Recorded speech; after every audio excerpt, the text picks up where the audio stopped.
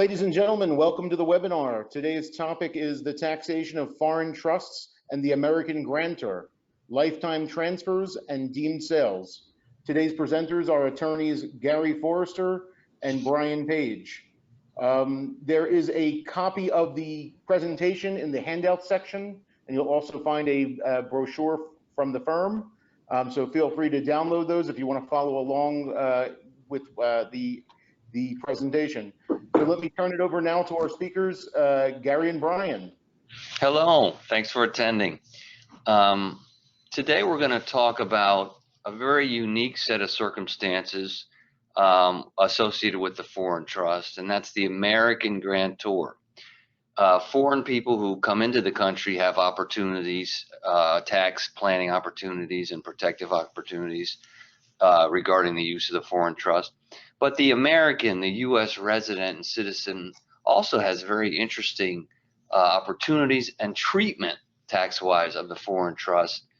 And we're going to work through those today over the next hour. We'll probably do 50 minutes and then a 10-minute question and answer.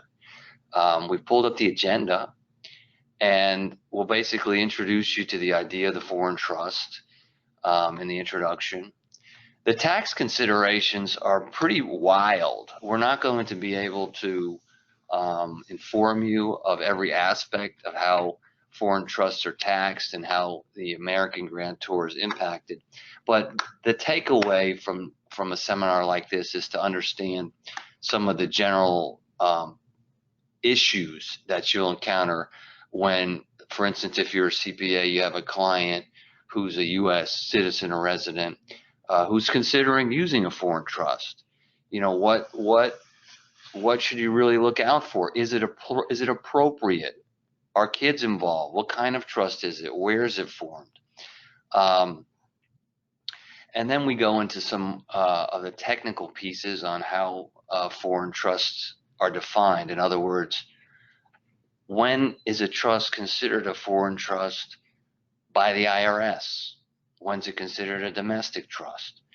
And then when, in the next number there, Roman numeral 4, what kind of tax status does the IRS attribute to a foreign trust versus a domestic trust?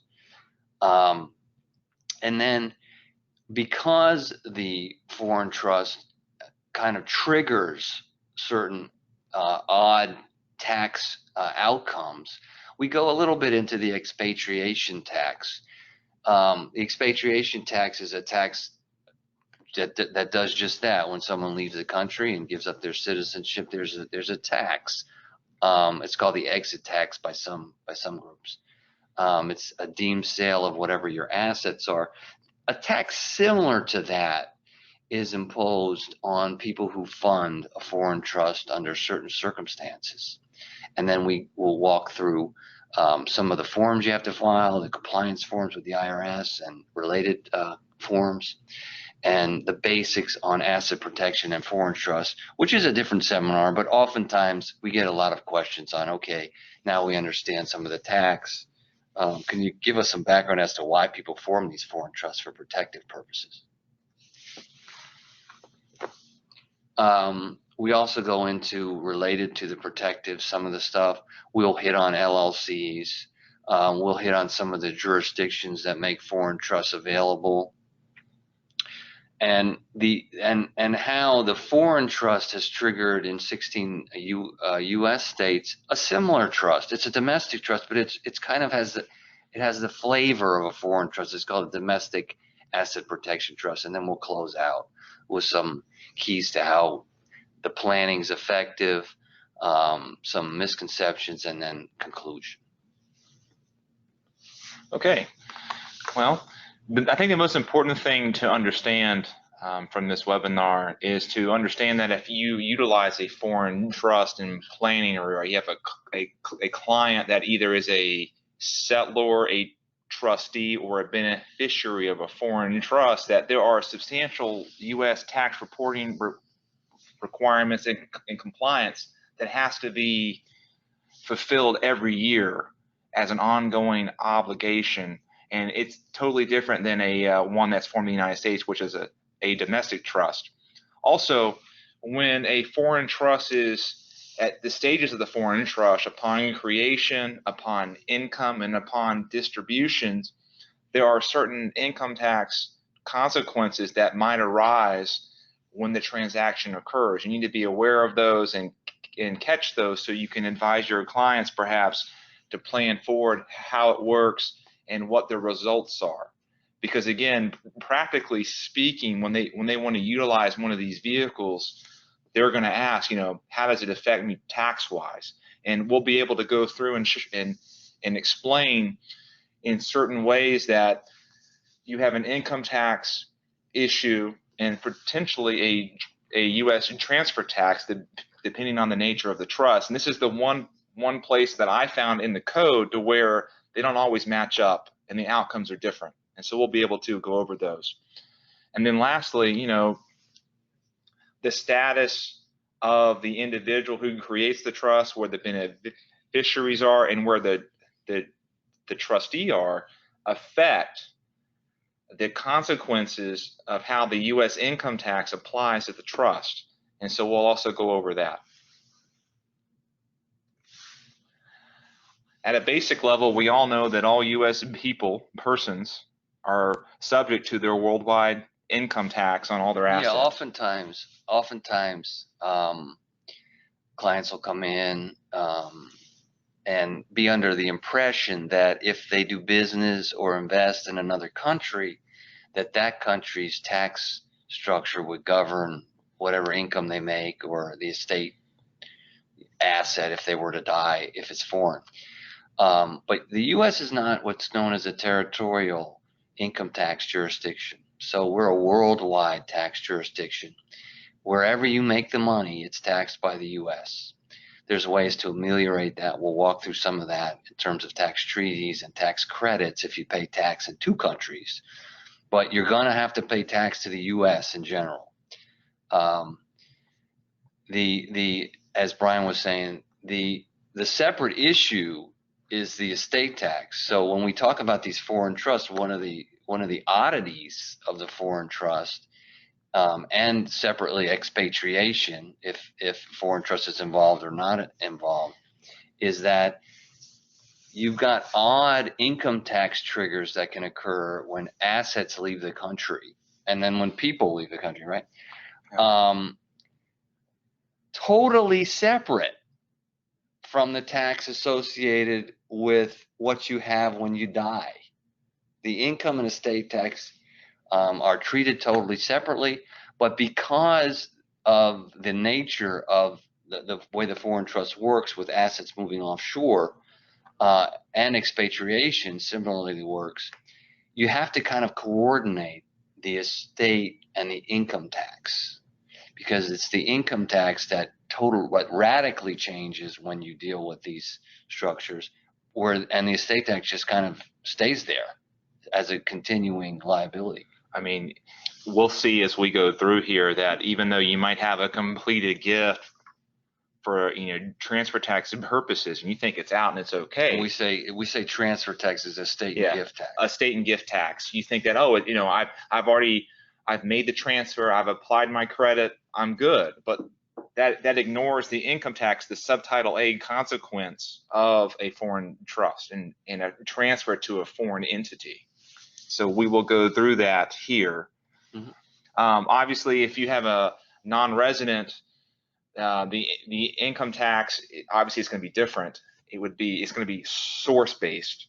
Now there's some exceptions to that, and they're listed here. But the main thing here to take away is that non-resident aliens are treated differently than U.S. residents. Than U.S. residents and citizens. And if you're a citizen and you're not a resident, you're still subject to worldwide income by the United States. So if for instance, someone from France has a child born in the United States, it's not a voluntary citizenship. That child is a U.S. citizen and subject to international taxation by the U.S. It's something that's very commonly missed or ignored completely. And then what we have on the slide shows some exceptions to this worldwide income tax. Well, no, it's actually, it's exceptions to the general rule that if you are not a U.S. resident and not a U.S. citizen, even if you have assets in the U.S., it still might not be taxed. So a non-resident, non-citizen can sell stock like IBM at a gain, and generally speaking, there is no tax. That's been true for a long, long time. Very few people understand that. Now there are foreign people who would invest here because of that reason. In other words, they may be in a jurisdiction that says, you know, our government is going to tax you only on transactions and operations that occur in our country. It's very common. It's called territorial jurisdiction on tax. And so if you go ahead and buy and sell IBM stock at a U.S. locale, we're not really going to be bothered with it. We're not going to be bothered with it. You can do whatever you want in that case. We're not going to tax you on it at all, which raises an interesting opportunity for certain non-resident, non-citizens, because they're not taxed in their country, and the U.S. does not tax the sale of basically U.S. corporation stock. So they buy and sell stock in the U.S. at no gain. We set those up all the time.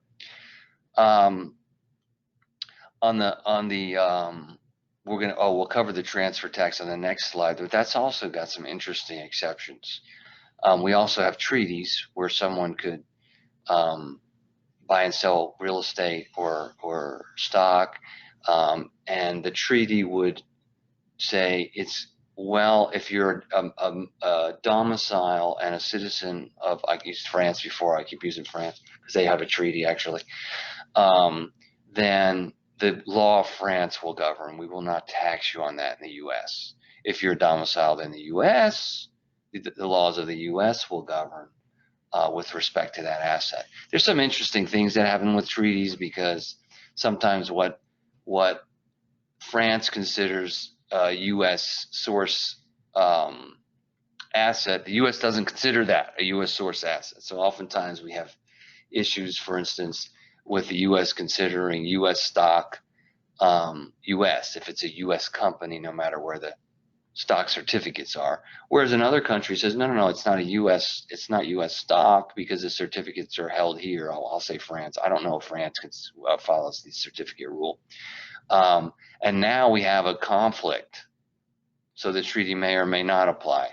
So it's pretty interesting what you run into when people are doing cross-border transactions. We note here the withholding rate on passive income. So the special rules that are apply with this type of income, and right, graduated rates for effectively connected income. So it's not like a stock sale where they're not taxed, where a foreigner's not taxed on a stock sale. If you get interest or you get rental, there is a 30% flat tax, funny enough. I know that was a big issue years ago, the flat tax. It is a flat tax on that income. And then, of course, if they actually start a business here, the rates are graduated. Right. And then with foreign trust, I mean, if it's a foreign trust under U.S. law, it's a foreign entity. So a lot of these rules, it has to be, source income would apply if it's from the U.S. And if not, then it would not be taxable. And then if you're a U.S. bene of a foreign trust, when the income becomes available to you individually, then the individual beneficiary is taxed on that income. If you're a U.S. person who's a beneficiary of a foreign trust. Right. So the foreign trust is kind of treated like a foreigner. Okay. But if you have a U.S. bene, then the income may be attributed to the beneficiary. And then under subtitle B of the code, the transfer tax, in this case, the estate tax, if you're a U.S. citizen or a resident, you're taxed on your estate, your gross estates, all the worldwide assets when you die or you make a gift of them. And then if you're a non-resident, it's going to be just stuff inside the United States. A non-resident, non-citizen. Yes. Interesting that the exception here is very underutilized. In other words, even if you're a non-citizen, a non-resident, you are subject to the gift tax, and there's no exemption amount. Like we have a big exemption amount here before you're taxed at all. But you don't have to pay tax on the gift of intangible assets. So if you do have stock in a United States corporation and you transfer the stock, that's the transfer of an intangible. It's a gift of a U.S.-based asset, but there's no tax. There's no gift tax. It's funny, the U.S. people get upset because U.S. people still have to pay their gift tax on those transactions. The tricky part is if you don't give it away as part of a plan and you die with it, it's taxed. It's subject to the estate tax. With a $60,000 credit. That's it. You're not going to get out of it with a credit. So it's kind of a lot of this stuff really requires years of planning. We're dealing with several plan issues right now where some people planned, some people didn't plan, and the outcomes are outrageously different. At a basic level, to understand what the difference is between a domestic and foreign trust, the IRS has given us definitions. For a trust to be domestic, it has to meet two tests, and it's an and test, so it's both. It has to meet the court test and the control test. And so if a U.S. court has the authority to bind the trust in the United States, then it would meet that criteria. And the control test is, where's the trustee? Does a U.S. person manage the trust? If both of those tests are met, it's a domestic trust for income tax purposes. If it fails either of those tests or both, it's a foreign trust. Right. So what happens, Brian, if someone forms a trust in Florida, right? Okay. But appoints a trustee in another country that doesn't come to this country and has no connection here? Then it would be a foreign trust. Isn't that true? It's tricky. It's tricky. We find inadvertent foreign trusts formed, and then you slip into this wild net of taxation because you appointed a foreign trustee. You've got to be really careful with that. And the other issue is if you meet both tests and you have a U.S. trustee and then a person dies or resigns, and then you have a foreign individual takes their place, or a company perhaps offshore. You just transferred all your assets to a foreign trust and didn't even know it. Yes. Yes. We're laughing, but it's crazy, the outcomes. It's pretty crazy. People are shocked when they find that out sometimes. Okay, practically, what does this mean if you have a foreign trust with a U.S. grantor? Well, we have a regime which imposes a mark-to-market deemed sale when a U.S. grantor transfers assets to a foreign trust. Now, so that means that regardless of what happens under the estate tax, estate or gift, from an income tax perspective, that's what happens. Now, there's an exception to this. If there's a U.S. beneficiary of that foreign trust with a U.S. grantor, it will be deemed a grantor trust.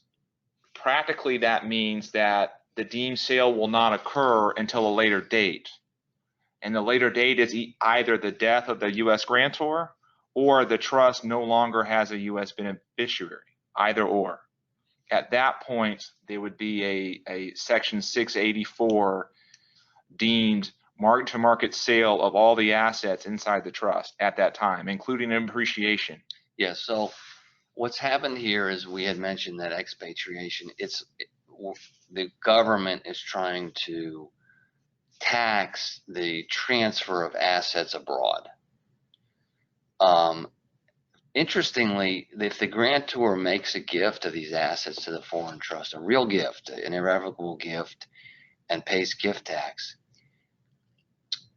it's not really related to this tax. This is an income tax. And Congress has made clear in the way they formed the law that one tax is not directly impactful on the other. And actually, in many ways, as we'll get into, if a gift is made, removing gift tax would be payable, and then the assets would be removed from the estate of the grantor. Oftentimes, that can create a very negative outcome upon the death of the grantor.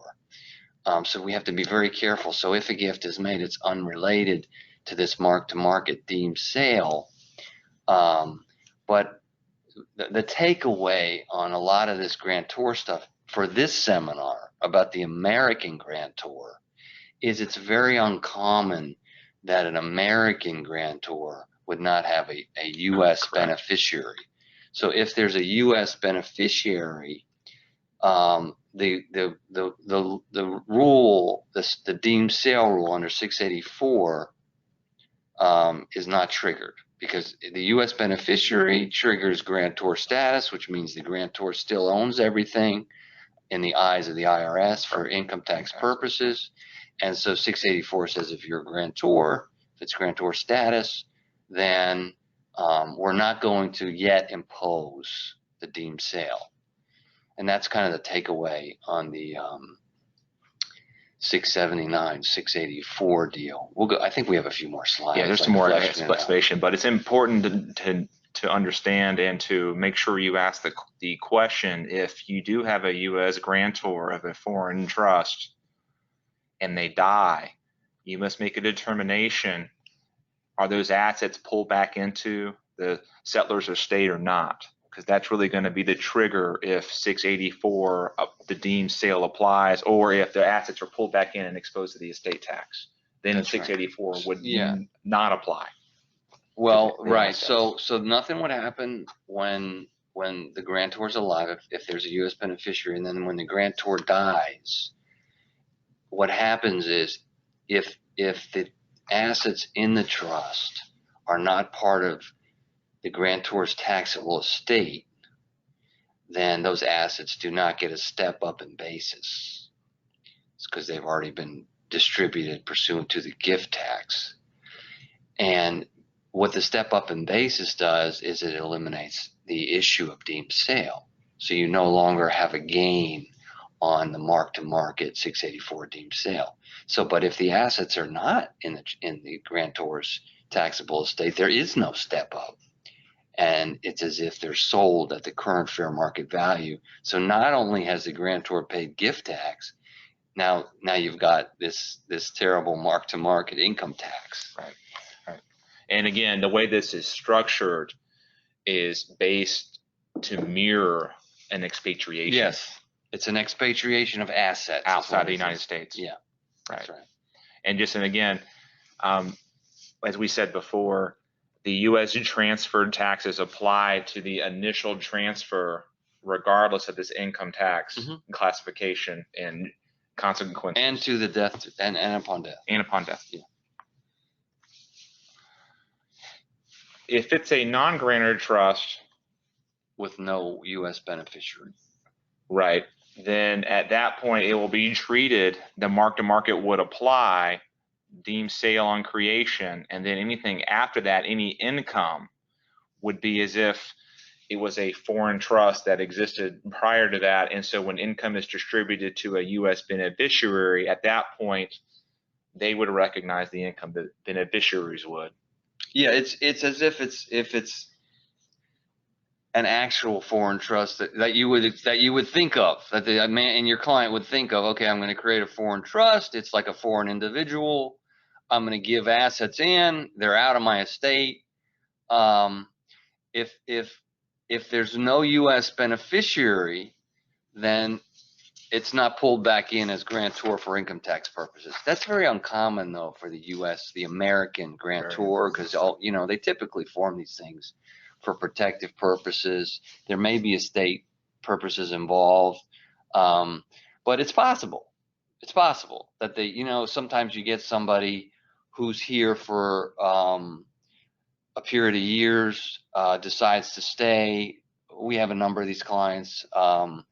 And their family's in another country, so they have, and they're not a beneficiary of the foreign trust. So you got no U.S. beneficiary, and it's not grantor otherwise under the grantor trust rules.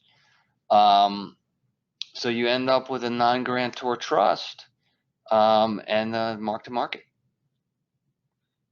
Yes. The expatriation tax, as we explained before, is a regime to make sure that the U.S. government receives the unrealized appreciation of your worldwide assets when you leave. Yeah, it's something. It's kind of an interesting history.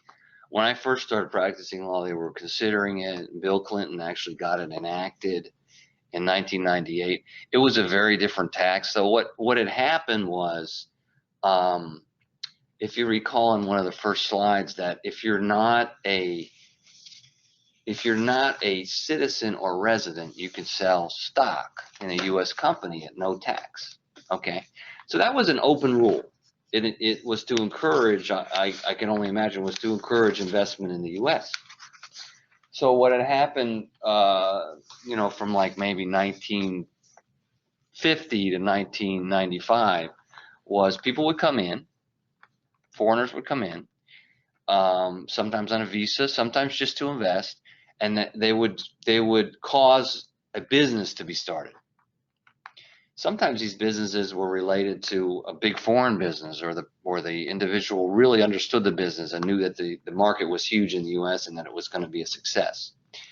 And they would develop huge value in these businesses. And what came to pass was there was no difference in the tax code with respect to a business you developed, and IBM. So they would leave the country. All of a sudden, they're not a resident. They were never a citizen, and they would sell a stock, and there would be no tax. Great. It was very common. I mean, it was an obvious move. I mean, there was no tax, so they went ahead and sold the stock. So what happens is you get legislation that has to do with increasing or decreasing tax. Sometimes, those in favor of a decrease in tax will have what I call throwaway pieces. So this tax is not very well understood, as you can imagine. It's very complicated, all this stuff. And so when Bill Clinton I can't remember what the main. First, it was a 10-year rule. No, but the actual legislation dealt with something like, it was an omnibus budget act, okay? And then this got thrown in. It was 93. Yeah. And it was to deal with these people selling the businesses. And so what he said was you had to wait 10 years to sell the business to get tax-free treatment. And and then people had to deal with it, and it was pretty effective. But unfortunately, it triggered the idea and the political position of many legislators that, why are we giving this to people at all? I mean, it was not revoked. You can still sell intangible stock at no tax, but you can't come in anymore. You can't come in and be here for 8 or 15 years, and U.S. citizens can't leave anymore and then sell assets. So what they did was they created an exit tax. So if you're here as a citizen, or you're here as a resident for a long period of time, 8 or 15 years, and you leave, you're taxed. It's a very lightly understood law, but it's real. It's very real. And it's a deemed sale when you leave. Yeah, it's a deemed sale. There's no period of time anymore to deal with it.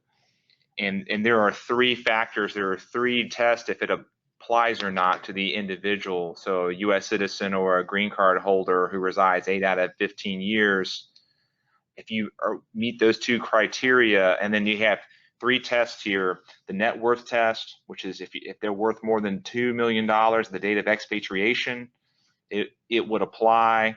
If their income, and again, it's indexed to inflation each year, so it slowly goes up. But in the last 5 years, they look back on how much money you made. The income you can't plan that much for if you're looking back. But the $2 million, obviously things are appraised, and there's husband and wife.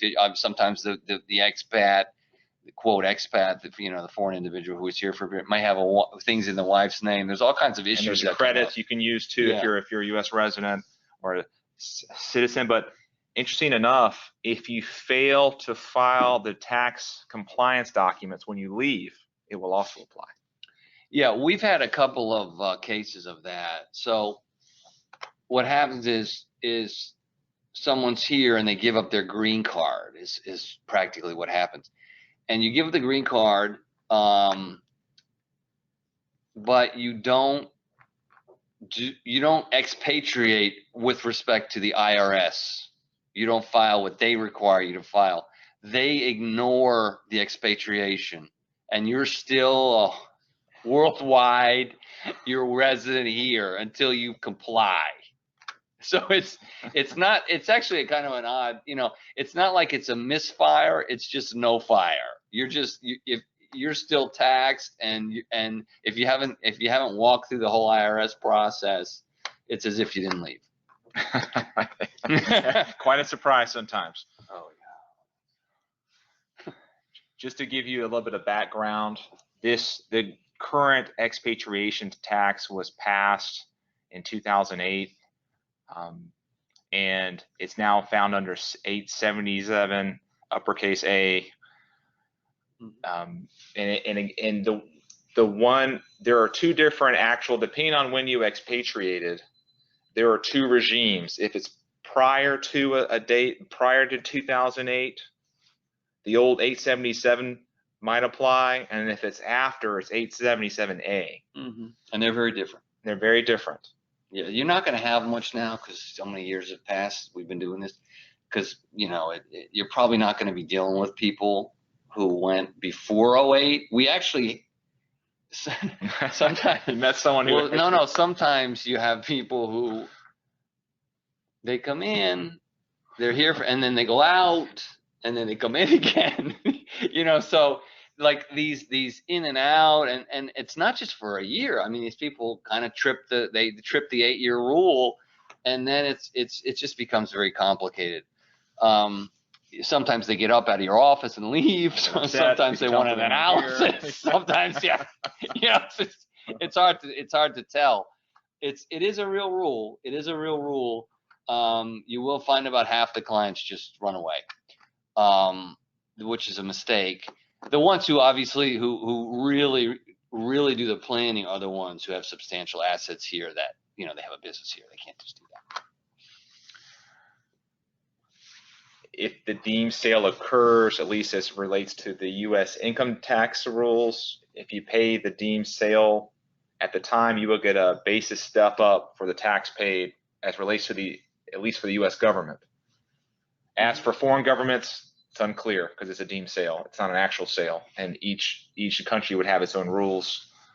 Now, many countries don't even tax sale assets like that, capital gains. An interesting net that this creates, if this applies to the expatriate who leaves, if 877A applies, not only do you pay a mark-to-market when you leave, but later on, if you then give assets to a U.S. person. Yeah, so the mark-to-market's an income tax,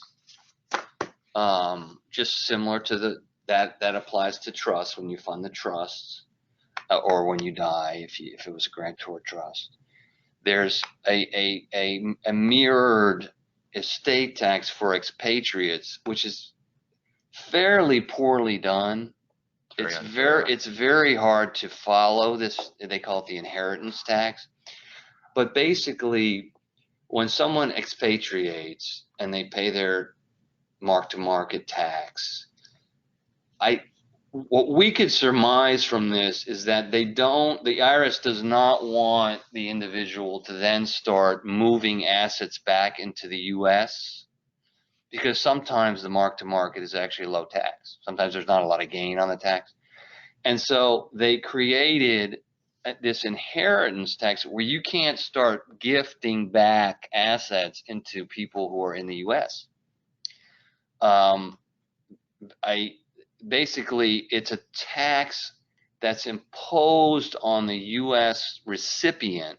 I think it's a 40%. Yeah, it's a 40%, similar to the highest rate of the estate and gift tax, on the U.S. recipient. I will tell you that have you seen this come? I do not see a lot of compliance with this. Yeah, I don't know how compliance at much all. this comes up practically.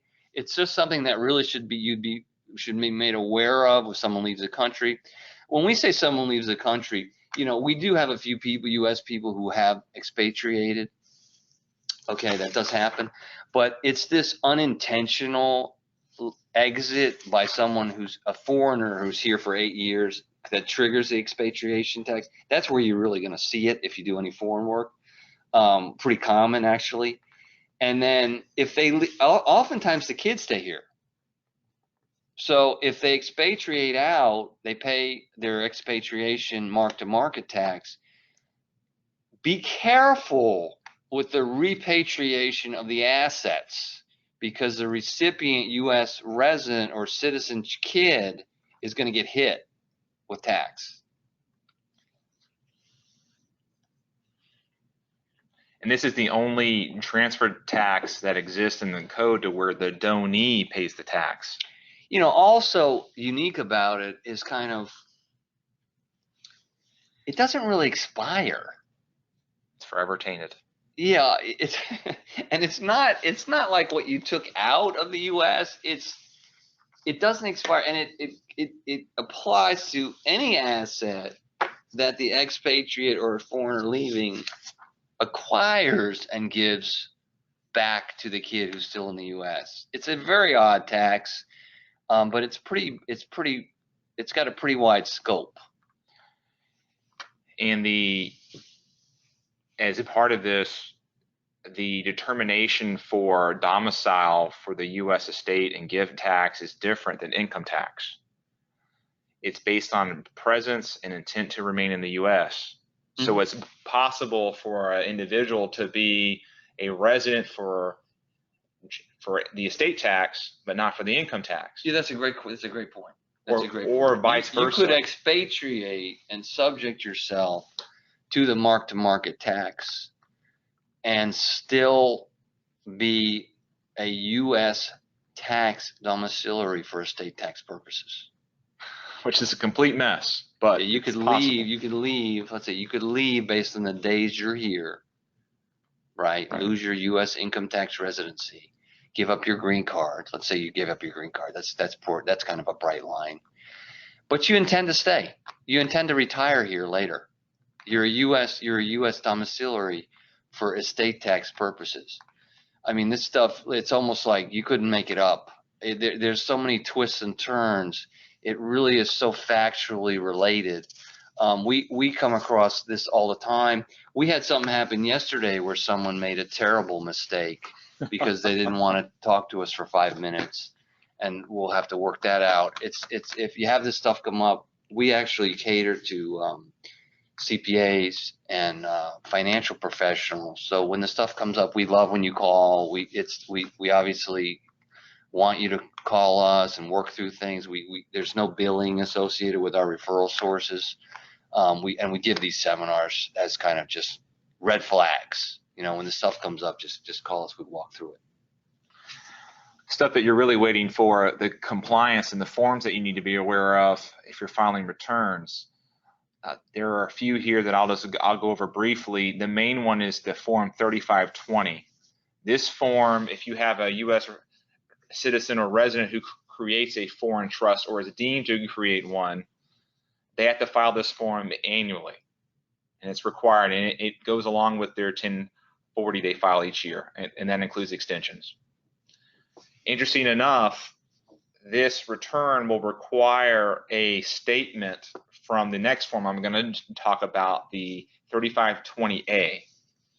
This form is required to be filed by the trustee of a foreign trust each year. And they match it back. And it's due March 15th of each year, so the third month. So you have a time to give one out to the U.S. grantor and to the U.S. bennies, so they're able to match it. If the foreign trust fails to file this form, the U.S. owner is still responsible. So keep that in mind. If the trustee fails, yeah. Yes. And then any U.S. benny who is a beneficiary, even if there's no income is required to file a statement saying that they are a beneficiary of a foreign trust. And it's the 3520. It's a very long form. Parts of it won't apply to the U.S. beneficiary or the U.S. owner, but it's the same form. It would be filed with the U.S. Bennies 1040 as well. The other forms that are important are the Form 8938, the FATCA reports, and that deals with assets that are overseas. They reside in the U.S. There are monetary amounts where it applies. They're listed there. And then you have the FBARs, which if you have a foreign account offshore, you're going to have to report that to the, and again, these are just reporting requirements. Well, the FBAR is where you get caught. The FATCA, typically if you've got a foreign account with securities in it, whether you're a trust or an individual, by the way, it applies to both. The wirehouse or the brokerage is going to deal with the FATCA. The FinCEN, we find people get caught. They worked in, we had a woman worked in, I think it was in Norway for a period of time, and she had an account with $12,000 in it. Can you imagine? She has an account, it's just, she's back in the States, and she violated the FARBAR form. What happens on these small accounts is, you know, once they get hit with the penalty, the interest, I mean, they have to give up the account. Yeah, it's ridiculous. It's ridiculous. It's very draconian. That covers the tax aspects of the foreign trust and the U.S. grantor. Now there are some basics here of asset protection that are just some highlights that are important. So what we talk about in terms of asset protection, we're really focused on trust in this seminar, but trusts are really only a small piece, and we wanted to make sure you had this in the seminar so you could print it out and have it for your notes. But we deal with titling, which is when people buy a property, they have sometimes the opportunity to title bank accounts, securities accounts, real estate, in a variety of ways. If people are married, for instance, and their husband and wife, we only have a few minutes, so I'm not going to go crazy with this. But there's tenancy by the entirety available in Florida. Some states it's not available, with tenancy by the entirety for married persons ends up creating is a barrier to suit against one of the two spouses. So if one spouse is sued, the asset's not available to the plaintiff. That's, like I said, that's not available in every state. So what we do in states where it's not available, especially with personal property, is we create one of the entities, which is the fourth dot there, fourth bullet point. So we create an entity in a state that allows tenancy by the entirety, and then the entity would own the asset where tenancy by the entirety is not available. We typically use LLCs, which, yeah, I mean, it's a different seminar, but LLCs are much more protective than corporations. Corporation stock could be taken by a plaintiff. LLCs are typically protected in that the plaintiff would only be entitled to a lien on the LLC equity. And if the LLC is held husband and wife, the plaintiff would have to have a claim against both husband and wife just to get the lien. There are exceptions to their weaknesses to the LLC for single member, and there are other very specific problems which we handle in our LLC seminar. So we dealt with titling, we've dealt with entities. Trusts are, you know, some people consider them an entity, some people consider them, I've had these debates and I'd rather avoid the debates because they're not really significant. Some people consider them an arrangement. We had that once. It's an arrangement where assets are put with someone for someone else's benefit, and that allows for the division of the title of the asset. So the trustee has legal title. The trustee decides when distributions are made and oftentimes how assets are invested, whereas a beneficiary does not have the ability to reach the asset. So if the beneficiary is sued, there's no ability of the creditor to reach the assets because the beneficiary has no right to the assets. That's how trusts work in general versus like an LLC. There's exemptions. Exemptions are exempt assets where you can just buy them in your own name. And if you're not subject, at the time to any claims or litigation, the asset's exempt from future claims. So if you buy life insurance, for instance, in Florida, the value, what's called the cash value, is generally exempt from the creditors of the insured. In some states, it's not the creditors of the insured, it's the creditors of the beneficiary. Depends on the state. Very common error there, where you're not tracking the statute.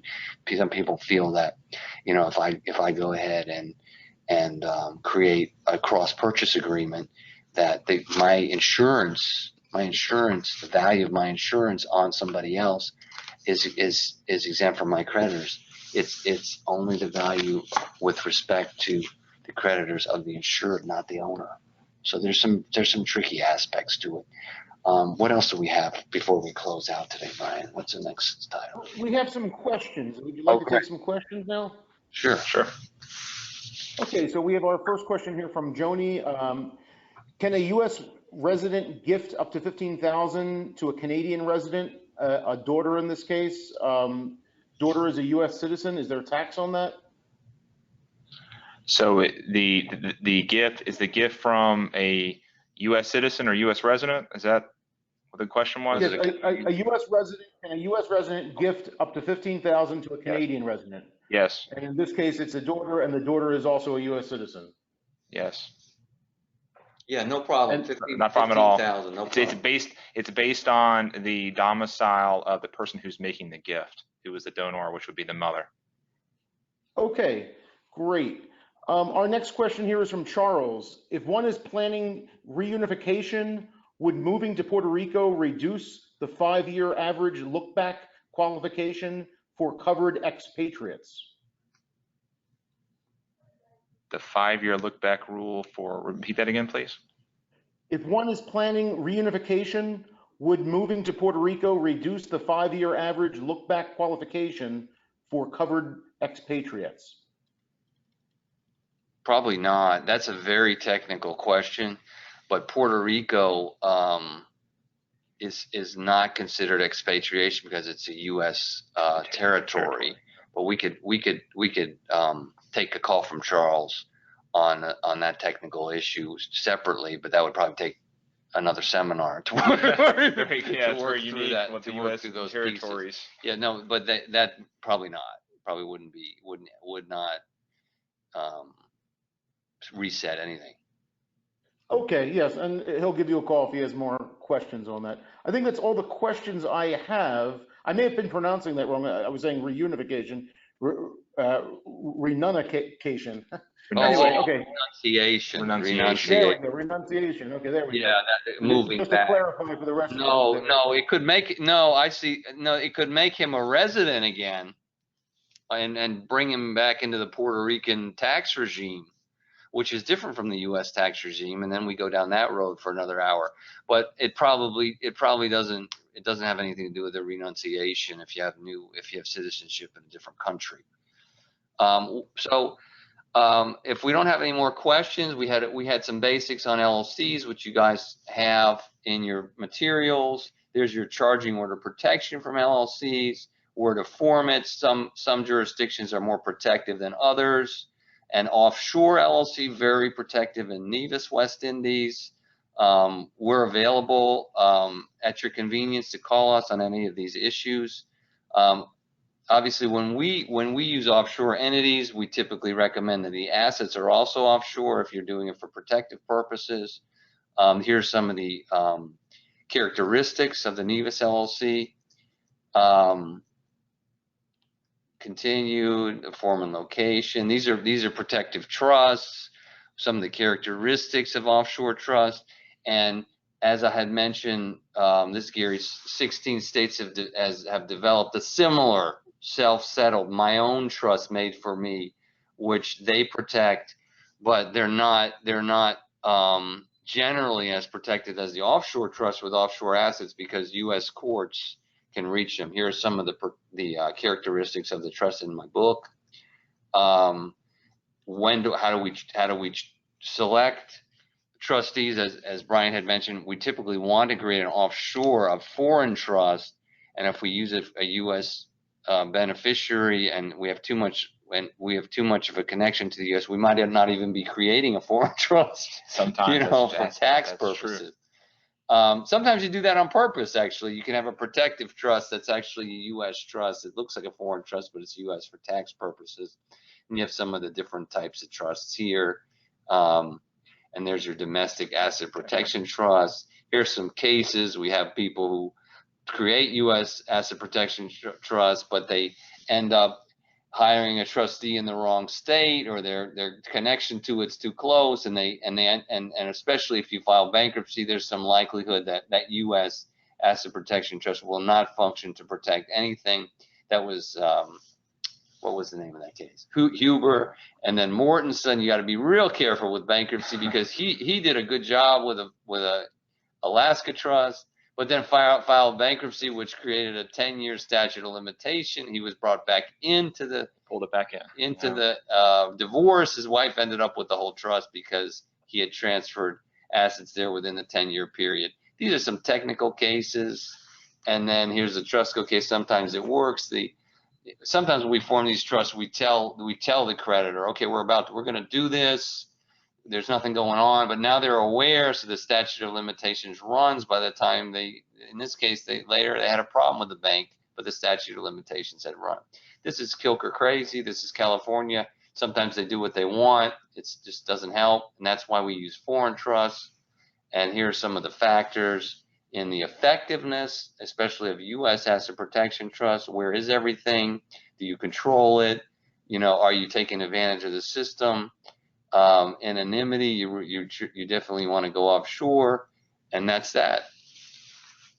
Thanks so much for attending. We really appreciate it. We love giving these webinars, and please call us. Our information is there on that last slide.